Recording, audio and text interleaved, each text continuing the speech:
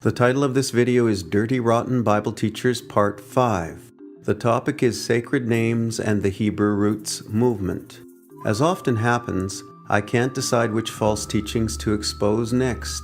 There are so many of them. And then a comment shows up on my YouTube channel, usually something from a follower of a Dirty Rotten Bible teacher. They are quick to call me a heretic and then pitch me on some lie that they have been taught. Thus the topic of this video. It addresses lies from the Hebrew Roots movement, particularly the sacred name lie. Dirty Rotten Bible teachers say that if you don't get the name right, you are worshiping a pagan god. That's pretty serious if you ask me. Having been an opera voice major in my distant past, I was required to study languages, all the principal ones used in opera. They were Italian, French, German, Spanish, and English. However, in many cases, studying these languages in their modern context did not render the correct pronunciation for operas written, for example, during the Baroque, Classic, and Romantic periods, as these languages were different in the past, still understandable by modern standards, but different in spelling and pronunciation. Now I ask these sacred name teachers, which pronunciation of their God shall I use? Should it be contemporary English or Shakespearean English? Ancient Hebrew or modern? And since Shakespearean English sounded very different than English today, if I used that pronunciation, would I be evoking the wrong God? Or are there a number of pronunciations that are acceptable? I would like to know, as I have found that depending upon which Dirty Rotten Bible teacher you consult, there are many different pronunciations for their God. In fact, they can't seem to agree amongst themselves. For example, coming up listed on the screen are some of the names used for God by the sacred name cultists.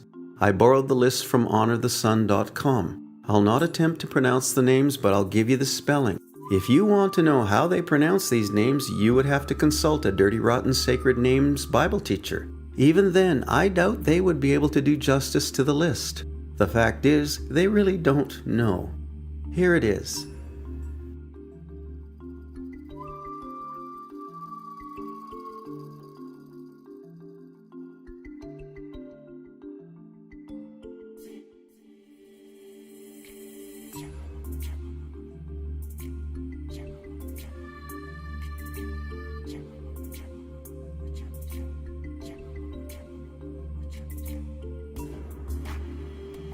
And here are some names they use for Jesus.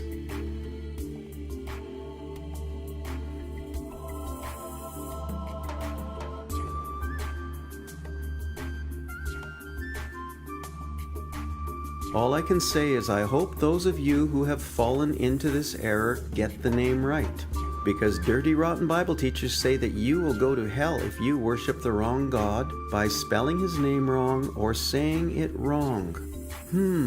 I wonder how much latitude there is for error. A vowel or two or three, or perhaps a consonant here or there?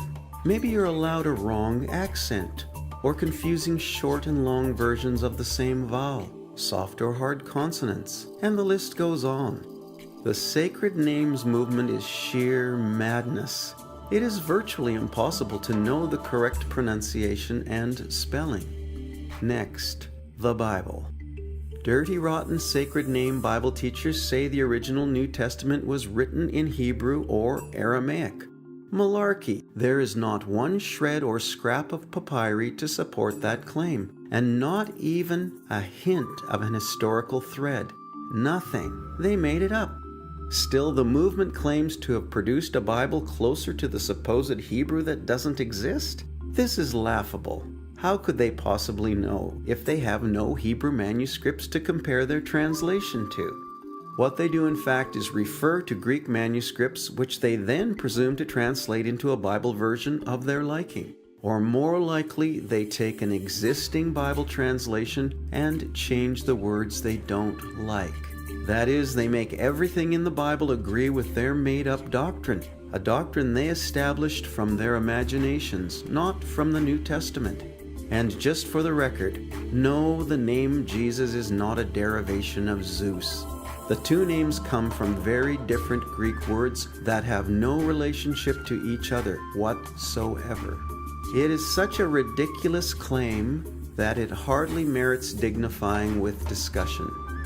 Usually dirty rotten Bible teachers who teach the sacred name doctrine insist upon observing Sabbaths, holy days, and festivals.